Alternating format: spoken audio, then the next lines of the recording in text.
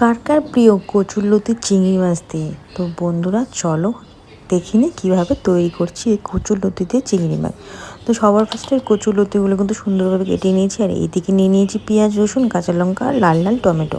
তো ভালো মতন একটা কিন্তু পেস্ট করে নেবো। আর এইদিকে নিয়ে নিয়েছি চিংড়ি মাছ, হলুদ লবণ দিয়ে মেখে সুন্দর করে কিন্তু ভেজে নেবে। কিন্তু সবার ফার্স্টে যেটা লাগবে সেটা হচ্ছে কচুরলতিগুলো সুন্দরভাবে কিন্তু একটু হালকা করে তেলে ভেজে নিতে হবে। আর এখানে তেলের জন্য আমি ইউজ করছি সাপোলা গোল্ড।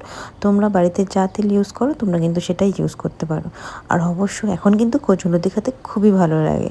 আর আমি অনেক দিন পরে বাজার থেকে নিয়ে আসলাম, আর জানো তো আমার এটা খেতে খুবই ভালো লাগে। আর এইভাবে রান্না করলে আশা করি সকলেরই ভালো লাগবে। তো তারপরে দেখো চিংড়ি মাছগুলো কিন্তু ছোটো ছোটো করে টুকরো করে কেটে নিয়েছি।